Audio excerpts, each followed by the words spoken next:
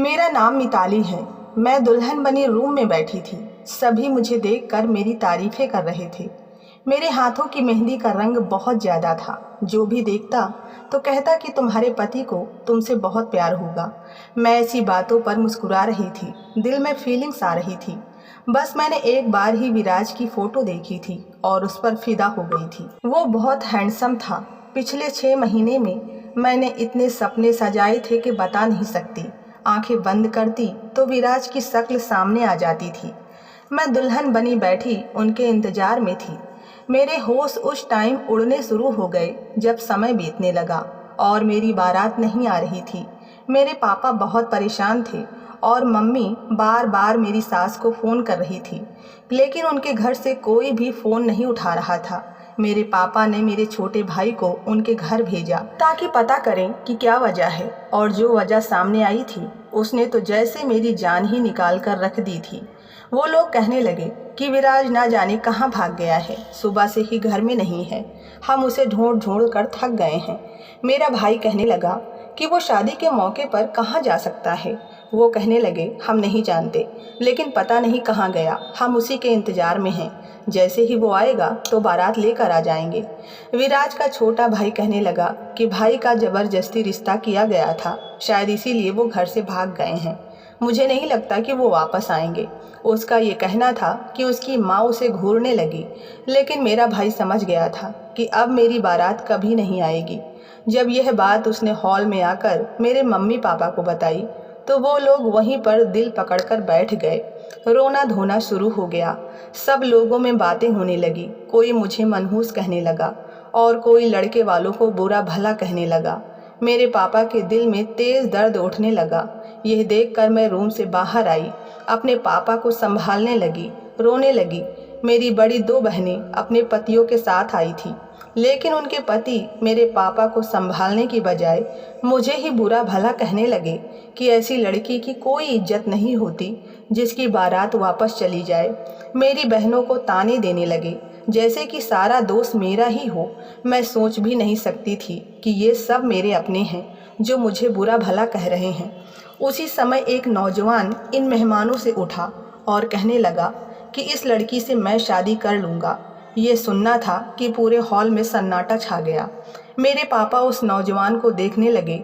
उसका रंग अच्छा खासा काला था, हाइट छोटी थी, शरीर भरा हुआ था, उसके चेहरे की बनावट तक भद्दी थी। देखने में यह नौजवान बिल्कुल भी सुंदर न था, एक आम सा नौजवान था, लेकिन मेरे पापा के लिए किसी फरिश्ते से कम न था। मेरे पापा ने यह तक नहीं पूछा कि वो कौन है, कहाँ से आया है और कितना कमा लेता है, क्या करता है। बस फौरन ही कहने लगे कि मैं तुम्हारा ये उपकार कभी नहीं भूल सकता जो आज तुम मुझ पर कर रहे हो। मैं तो कुछ कह ही नहीं सकती थी। मैं ये भी नहीं कह सकती थी कि मैंने विराज के सपने अपनी आंखों में सजाए थे, जो कि देखने में अच्छा खासा हैंडसम और स्मार्ट नौजवान था। मैं भला कैसे उस आदमी के साथ शादी कर सकती थी। मेरे पापा को बस मेरे मसले का एक ही हल नज़र आता था कि कोई भी आए और मुझसे शादी कर ले और मुझे अपने साथ विदा करके ले जाए ताकि उनकी इज्जत रह जाए। इसके बाद जो कुछ मेरे साथ होना हो जाए, किसी को कोई भी फर्क नहीं पड़ता था। रोते हुए मैंने उसके साथ फेरे लिए थे और जब उसके साथ विदा होकर बाहर आई तो सामने पीले रंग की टैक्सी खड़ी देखकर मेरा दिमाग चकरा कर रह गया था। उसने टैक्सी का फ्रंट डोर खोला और खुद ड्राइविंग सीट पर बैठ गया। यह देखकर मेरा दिल था जैसे किसी ने मुट्ठी में लेकर मसल दिया हो। वो एक टैक्सी ड्राइवर था और यहाँ शादी अटेंड करने वाले मेहमानों को छोड़ने आया था, और इन मेहमानों ने उसे रोक रखा था कि वापस भी वो इसी टैक्सी पर जाएंगे। इसलिए उन्होंने इस टैक्सी ड्राइवर को हॉल के एक कोने वाली टेबल पर बिठा दिया था ताकि मेरी शादी का खाना खाकर वो जाए। पर मैं नहीं जानती थी कि मुझे इसी टैक्सी ड्राइवर के साथ विदा होकर उसके छोटे घर के अंदर जाना पड़ेगा। एक गरीब से इलाके के एक छोटे से घर के बाहर वो टैक्सी खड़ी हो गई। वो फ्रंट सीट से उतरकर अपने घर का ताला खोलने लगा, फिर मेरी साइड का दरवाज़ा खोला। मैं किसी बेजान मूर्ति की तरह उसे देख रही थी और अपनी किस्मत पर आंसू भी नहीं बहा सकती थी। वो घर क्या था, बस सर छुपाने की जगह थी। सीमेंट का बना हुआ आंगन था जो कि बहुत छोटा था। इसके एक तरफ छोटा सा किचन बना हुआ था, सामने एक ही कमरा था।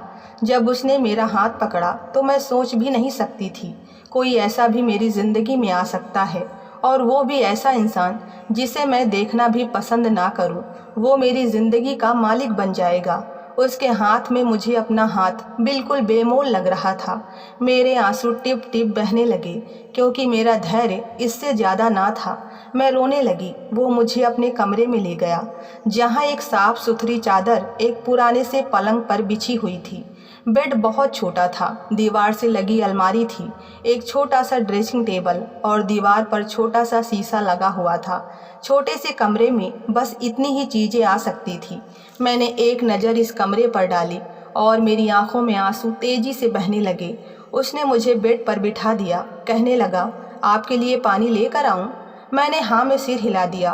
वो फौरन कमरे से बाहर चला गया। कुछ देर बाद अंदर आया तो एक गिलास पानी मुझे पकड़ा दिया। स्टील का गिलास देखकर मुझे याद आने लगा कि आज तक मैंने कभी स्टील के गिलास में पानी नहीं पिया था। मैं अपनी 3 बहनों में सबसे ज़्यादा सुंदर थी और नखरे भी मुझ में बहुत ज़्यादा थे। आज तक मैंने बर्तन नहीं धोए थे क्योंकि मैं कहती थी कि बर्तन धोने से मेरे हाथ खराब हो जाएंगे। कभी रोटी नहीं बनाई थी कि इतनी गर्मी में मेरा रंग काला हो जाएगा, मेरे सुंदर से चेहरे पर दाने आ जाएंगे। अगर मेरा कोई भाई बहन मुझे स्टील के गिलास में पानी दे देता तो मैं गिलास पकड़कर ज़मीन पर पटक देती कि मेरे लिए हमेशा शीशे के गिलास में लाया करो। मैंने उसके हाथ से स्टील का गिलास पकड़ा, बस 2 घूंट पानी के पिए थे और वापस उसे पकड़ा दिया। उसने पानी का गिलास एक तरफ रखा और मेरे सामने बैठ गया। कहने लगा, आपके साथ जो कुछ भी हुआ बहुत बुरा हुआ है। मैंने दिल में सोचा, ठीक ही तो कह रहा है, मेरे साथ तो सच में बुरा ही हुआ है। शादी होकर तो और भी बुरा हुआ। मेरे पिताजी शादी करने से पहले देख तो लेते कि वो अपनी हसीन सुंदर बेटी किसको दे रहा है। अगर विराज भाग गया था तो ज़रूरी तो नहीं कि मैं कुंवारी ही बैठी रह जाती। मेरे लिए और कोई भी तो अच्छा रिश्ता आ सकता था, लेकिन पकड़ के मुझे एक टैक्सी ड्राइवर के साथ ब्याह दिया।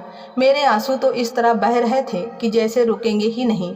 मैं चाहती थी कि कुछ समय इसके साथ ऐसे ही गुजारूं और फिर इससे डाइवोर्स लेकर वापस अपने मायके चली जाऊंगी। मैं इस आदमी के साथ ज़िंदगी नहीं बिता सकती थी। इस आदमी का नाम श्याम था। शादी के समय तो मुझे पता ही नहीं चला क्योंकि मैं गायब दिमाग से बैठी हुई थी। बस उस समय पापा को अपनी इज्जत का भरम रखना था और मैं उन्हें बलि का बकरा बनने के लिए मिल गई थी, इसलिए मुझे नहीं पता था कि इसका नाम क्या था। उसने 500 के नोट मेरे हाथ पर रखे, कहने लगा, ये आपकी मुँह दिखाई है। शायद टोटल 2000 थे। फिर मुझे याद आने लगा कि विराज की माँ कहकर गई थी कि मेरा बेटा मुँह दिखाई में डायमंड सेट देगा। मेरी आंखों से आंसू उन पैसों पर गिरने लगे। मैंने वो पैसे एक साइड में रख दिए। मैंने कहा, सुनिए। वो कहने लगा, जी कहिए। मैंने कहा, मैं अभी किसी भी रिश्ते के लिए तैयार नहीं हूँ। वो कहने लगा, मैं जानता हूँ कि आप दिमागी तौर पर अभी किसी भी रिश्ते के लिए तैयार नहीं हैं। मैं आपको परेशान नहीं करूँगा, लेकिन जो आपका अधिकार है वो तो मुझे देना ही है। ये कहकर उसने अपना तकिया और रजाई उठाई और कमरे से बाहर चला गया। दिसंबर का महीना था, इसलिए ठंडक थी। मैं बेड पर लेट गई, लेकिन इस शादी के जोड़े में सोना मेरे लिए आसान काम नहीं था। मैंने अपने गहने रोते हुए उतारे और फिर अलमारी खोल कर देखा तो वहाँ पर सिर्फ मर्दाना कपड़े थे, लेकिन फिलहाल मेरी मजबूरी थी, इसलिए मैंने वो पहन लिया और बेड पर लेटकर सो गई। सुबह आरती की आवाज़ सुनाई दी, लेकिन मैं नींद में थी। शायद मंदिर आसपास ही था। फिर ऐसा लगा जैसे कमरे में कोई आया हो। मैंने अपनी आंखें मुश्किल से खोल कर देखा तो श्याम कमरे में मौजूद वॉशरूम में नहा रहा था। इसके बाद एक नज़र मुझे देखकर फिर कमरे से बाहर चला गया। वो शायद सुबह की आरती के लिए मंदिर जाता था। अब तो मैं जाग चुकी थी, इसलिए सोचा कि पूजा कर लेनी चाहिए। मैं वहाँ पर पूजा करने लगी, लेकिन जैसे ही प्रार्थना के लिए हाथ उठाए तो सिसकियों से रोने लगी कि आखिर मैंने ऐसा कौन सा पाप कर दिया था जो मेरी शादी इस आदमी से हो गई, जो मुझे एक आंख भाता नहीं था। सुबह जब वो टैक्सी चलाने के लिए बाहर जाने लगा तो मुझसे कहने लगा कि मैंने फ्रिज में खाने पीने का सारा सामान रख दिया है, आपको जो भी बनाना हो आप बना सकती हैं। मैं चुप होकर बैठ गई थी। उसका छोटा सा घर देखने लगी। मेरे माँ बाप ने तो मुझे पलट कर पूछा तक नहीं था कि मैं जिंदा हूँ या मर गई। मैं जब भी अपनी बीती हुई ज़िंदगी को याद करती तो मुझे रोना आने लगता था। बार बार मैं अपने ऊपर वाले से एक ही सवाल करती थी कि मेरा क्या दोष था जो मेरी शादी ऐसे आदमी के साथ हो गई। शाम को जब वो वापस आए तो मैंने बस दाल ही बनाई थी। उसने चुपचाप वो दाल खाई और कुछ पैकेट मेरी तरफ बढ़ा दिए। कहने लगा, इसमें कुछ औरतों के कपड़े पहनने के लिए। मुझे ज़्यादा पता तो था नहीं, इसलिए जो समझ में आया मैंने ले लिया। कल रात से आपने मेरा कपड़ा पहना हुआ है और इस हुलिये में मैं आपको बाहर तक नहीं ले जा सकता। वो कहने लगा कि इन कपड़ों में से एक लाल कलर का सूट भी है, वो पहन लीजिएगा। ये सुनकर मेरा दिल हलक में आया था। मैंने जैसे ही वो पैकेट खोल कर देखा तो एक हल्का फुल्का फैंसी सा सूट था जिसका कलर लाल था। इसके साथ लाल चूड़ियाँ भी थी, लाल कलर के लिपस्टिक भी थी और कुछ मेकअप भी था। फिर मैंने उसकी तरफ देखा तो वो मुस्कुरा रहा था। मुझे झुरझुरी सी आने लगी थी। मैंने कहा, मैं आपके साथ ऐसा कोई भी संबंध नहीं बना सकती। वो कहने लगा, अब तो काफ़ी समय बीत चुका है। मैंने कहा, देखिए मेरी बात सुनिए, मुझे आप पसंद नहीं हैं, मैं आपसे प्यार नहीं करती। जो कुछ हुआ वो एक हादसे के तौर पर हुआ था। वो कहने लगा, मैं जानता हूँ सब कुछ वैसा नहीं हुआ जैसा कि होना चाहिए था, लेकिन हो तो चुका है। आपको मेरे जज्बात का भी ख्याल रखना चाहिए। और रही बात प्यार की, तो असली प्यार हमेशा शादी के बाद ही होता है। आप इसे पहनिए और मैं बाहर आपका इंतज़ार कर रहा हूँ। 1 घंटे के बाद वो कमरे में वापस आए तो मुझे उसी पुराने हुलिये में देखकर कहने लगे, आपने कपड़े क्यों नहीं बदले? मैंने कहा कि मैं आपसे प्यार नहीं करती, आप चाहें तो मुझे छोड़ सकते हैं। मेरा ये कहना था कि उसके माथे पर बल पड़े थे। बड़े गुस्से से मुझे देखने लगा। कहने लगा, मैंने आपको अपनी पत्नी इसलिए नहीं बनाया था कि आपको छोड़ दूं।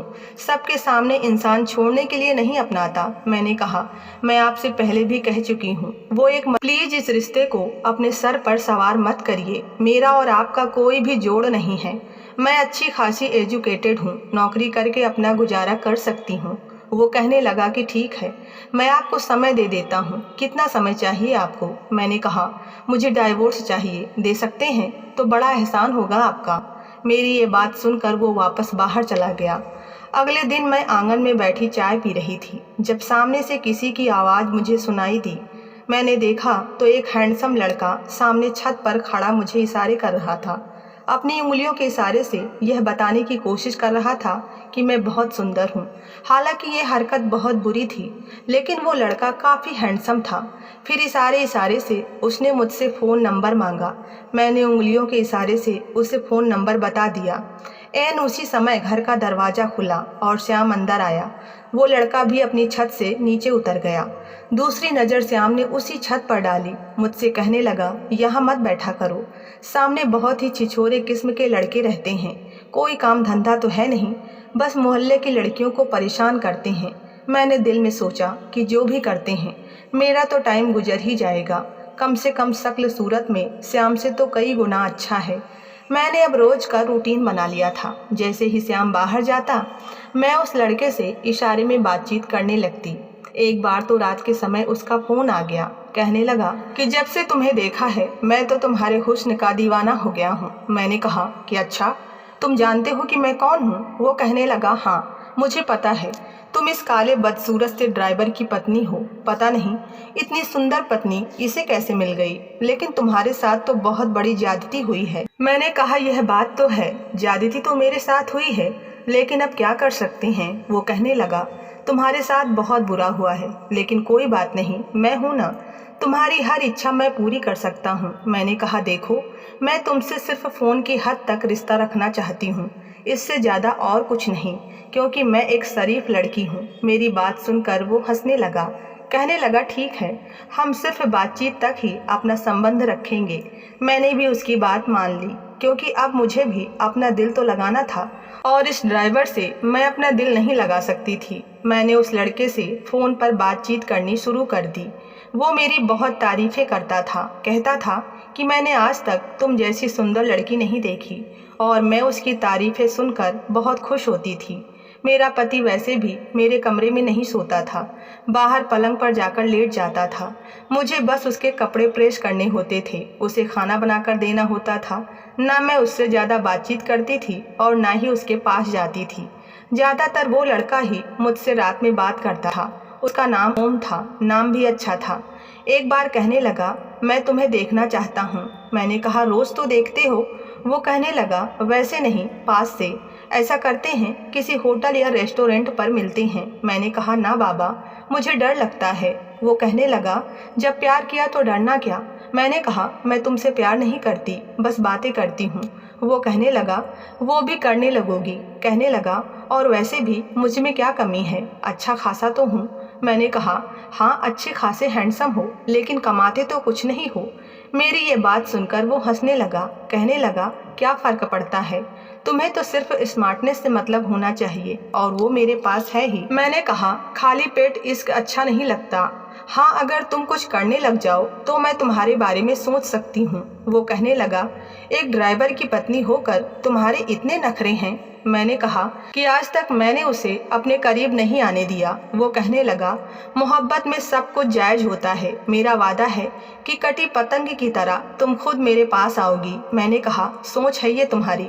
वो कहने लगा, देख लेना, मर्द की बातों में बड़ी कशिश होती है। औरत किसी मोमबत्ती की तरह पिघलने लगती है, फिर नहीं देखती कि पाप क्या है और पुण्य क्या है। मैंने कहा, लेकिन मैं ऐसी बिल्कुल नहीं हूँ। मेरी बात सुनकर वो हंसने लगा। कहने लगा, अगर ऐसी ना होती तो अपने पति को कभी मना न करती, उसे स्वीकार कर लेती, अपनी किस्मत का समझकर उसे अपना लेती, या समझ लेती कि ऊपर वाले ने तुम्हारे लिए उसे ही बनाया था। लेकिन तुमने ऐसा नहीं किया। मुझे उसकी बातें बड़ी बुरी लग रही थी। मैंने फ़ोन बंद कर दिया। अगले दिन श्याम मुझसे कहने लगा कि तैयार रहना, हम खाना खाने के लिए एक रेस्टोरेंट में जाएंगे। मैं तैयार हो गई। काफ़ी दिनों से मैं बाहर भी नहीं गई थी, इसलिए सोचा कि खाना खाने में कोई हर्ज वाली बात नहीं। जिस रेस्टोरेंट में हम खाना खाने गए, वहाँ पर लोग हमें देख रहे थे। हालांकि वो टैक्सी ड्राइवर था, लेकिन मुझे अच्छे रेस्टोरेंट में लेकर आया था। एक कोने वाला टेबल उसने बुक किया था ताकि मैं आराम से खाना खा सकूं। वहीं उसने मुझे पतली सी सोने की अंगूठी भी दी। कहने लगा, ये प्यार का तोहफा समझ कर रख लो। बेशक यह ज़्यादा कीमती नहीं था, लेकिन मैंने उसका दिल रखने के लिए पहन लिया। श्याम कहने लगा, बहुत अच्छी लग रही हो। मैंने कहा, थैंक्स। खाने का मेन्यू कार्ड उसने मेरी तरफ बढ़ा दिया। मैंने कहा कि तुम अपनी हैसियत के मुताबिक जो चाहो मंगवा लो। मेरे स्वर में अब भी घृणा थी। वो कहने लगा, ये दावत मैंने तुम्हारे लिए की है, जो चाहे मंगवा लो। उसकी बात सुनकर मैंने मुस्कुराकर उसे देखा। मैंने कहा कि तुम मेरी दावत अफोर्ड नहीं कर सकते। वो कहने लगा कि तुम्हें जो मंगवाना है मंगवा लो। मेरी जेब में इस समय अच्छे खासे पैसे हैं, इसलिए मैं तुम्हें इस रेस्टोरेंट में लाया हूँ। शायद उसने पिछले 2-4 महीने की अपनी सारी जमा पूंजी आज ही उड़ानी थी। मैंने ऑर्डर कर दिया। खाना मैंने खूब पेट भर के खाया, क्योंकि सारी चीज़ें मेरी पसंद की थी। लेकिन आइसक्रीम खाते हुए थोड़ी सी आइसक्रीम मेरे कपड़ों पर गिर गई। मैं वॉशरूम में अपना दुपट्टा धोने के लिए चली गई, लेकिन जैसे ही मैं वॉशरूम से बाहर आई, वहाँ पर एक लड़का खड़ा था। वो मुझ पर कमेंट पास करने लगा। मैंने उसे खरी खोटी बातें सुना दी, लेकिन मैं नहीं जानती थी कि वो मेरा हाथ पकड़कर मुझे वॉशरूम में ही ले जाएगा। मैंने चिल्लाना शुरू कर दिया तो उसने मेरे मुंह पर हाथ रख दिया और वॉशरूम में ही मेरे साथ बदतमीजी करने लगा कि अचानक से वॉशरूम का दरवाज़ा खुला। सामने श्याम खड़ा था। ये सब देखकर उसकी आंखों में तो जैसे खून सा उतरा था। उस लड़के को उसने इतना मारा कि मार मार के लहूलुहान कर दिया। बहुत से लोग वहाँ पर जमा हो गए। रेस्टोरेंट का मैनेजर तक आ गया। फिर उसने उस लड़के को पुलिस के हवाले कर दिया। पहली बार मैंने श्याम को इतने गुस्से में देखा था। घर आते ही मैंने देखा कि उसका हाथ काफ़ी जख्मी हो चुका था। उस लड़के ने भी श्याम को मारा था। उसके होंठ के पास चोट भी लगी थी। पहली बार मुझे उसका एहसास हुआ था। मैंने कहा, तुम्हें क्या ज़रूरत थी लड़ने की? वो कहने लगा कि शुक्र करो, मैंने उसे जान से नहीं मारा। अगर वहाँ का स्टाफ और वो मैनेजर ना पहुँचता तो वो लड़का मेरे हाथों से मर जाता। मैंने कहा कि इतनी मोहब्बत करते हो मुझसे? पता नहीं मैं उससे क्या सुनना चाहती थी और क्यों सुनना चाहती थी। वो कहने लगा, तुम मेरी इज्जत हो और धिक्कार है ऐसे मर्द पर जो अपनी इज्जत की रक्षा न कर सके, और धिक्कार है ऐसी औरतों पर जो अपने पति के होते हुए गैर मर्द के सामने अपने आप को पेश करे। जो हुस्न उसके पति के अलावा गैर मर्दों के लिए हो, वो उस गंध की तरह होता है जिस पर हर मक्खियाँ आकर मुँह मारती हैं। और तुम देख सकती हो कि हमेशा गले सड़े फलों पर ही मक्खियों का झुंड होता है। औरत की सुंदरता की मिसाल भी ऐसी है, अगर उसके पति के लिए सुरक्षित रहे तो किसी कीमती हीरे की तरह है, वरना गले सड़े हुए फल की तरह है। फिर कहने लगा कि तुम मेरे लिए बहुत कीमती हो, इसलिए मैं बर्दाश्त नहीं कर सकता कि कोई तुम पर बुरी नज़र भी डाले। ये कहकर वो कमरे से बाहर चला गया। आज फिर से ओम की कॉल आई थी, लेकिन मुझसे बात ही नहीं हो पाई क्योंकि शाम के शब्द मेरे कानों में गूंज रहे थे। मैं अपने आप को बहुत छोटा महसूस करने लगी। मैंने ओम से लड़ाई कर ली। मैंने कहा कि अगर तुमने दोबारा कॉल की तो मैं अपने पति को बता दूंगी, वो तुम्हारी टांगें तोड़ कर रख देगा। इसके बाद मुझे फिर कभी ओम की कोई कॉल नहीं आई। आज मैं खूब तैयार हुई थी, शाम की पसंद का खाना भी बनाया था, क्योंकि मैं इतनी भी बुरी नहीं थी कि खुद को 2 टके का कर लेती। इसलिए सोचा कि अब मैं इसकी हो जाऊं, जिसने मुझे इज्जत दी, भरी बिरादरी में मेरा मान रखा। श्याम मेरे लिए उस समय हर हैंडसम मर्द से ज़्यादा हैंडसम हो गया था। शायद इंसान की नज़र सामने वाले को खूबसूरत और बदसूरत बनाती है, वरना ऊपर वाले का बनाया हर इंसान सुंदर ही होता है। आज जिस नज़र से मैं उसे देख रही थी, मुझे श्याम में कोई भी बुराई नज़र नहीं आई थी। इसका काला रंग भी मुझे इसके चेहरे पर जचता हुआ महसूस हो रहा था। मेरे दिल में श्याम के लिए प्यार आने लगा था। वो मेरे लिए फूलों के गजरे लाया, जो मैंने मुस्कुराकर अपनी कलाइयों में पहन लिए थे। वो मुझे हैरत से देखने लगा। मैंने कहा, मैं बहुत कीमती हूँ ना, मैं चाहती हूँ कि आप मुझे अनमोल कर दीजिए। मेरे सवाल पर उसने मेरा हाथ थाम लिया। श्याम की मोहब्बत ने मुझे एकदम बदल कर रख दिया था। अब मेरी सोच बिल्कुल बदल गई थी कि जिस खूबसूरती के पीछे मैं भागती थी, वो तो सिर्फ दिल को थोड़ी देर लुभा सकती है, मगर जो इंसान दिल का खूबसूरत हो वो सारी ज़िंदगी साथ निभाता है, प्यार और आदर भी बहुत करता है। मैं अब बहुत खुश रहने लगी थी। मैं खुद को भाग्यशाली समझती हूँ कि मुझे श्याम जैसा पति मिला। मैंने अपने पापा को भी माफ़ कर दिया था, क्योंकि उन्हीं के फैसले की वजह से आज मुझे श्याम जैसा प्यार करने वाला पति मिला है। मेरे मायके वाले भी मुझसे मिलने आते रहते हैं, मैं भी जाती रहती हूँ। मेरी ज़िंदगी खूबसूरत डगर पर चलने लगी है। दोस्तों, इस कहानी को लेकर आपकी क्या राय है, कमेंट बॉक्स में ज़रूर बताएं। अगर आपको हमारी आज की कहानी पसंद आई है तो लाइक करें, अपने दोस्तों के साथ शेयर करें। चैनल पर नए हैं तो प्लीज़ चैनल को ज़रूर सब्सक्राइब करें। मिलते हैं नई कहानी के साथ, तब तक के लिए धन्यवाद।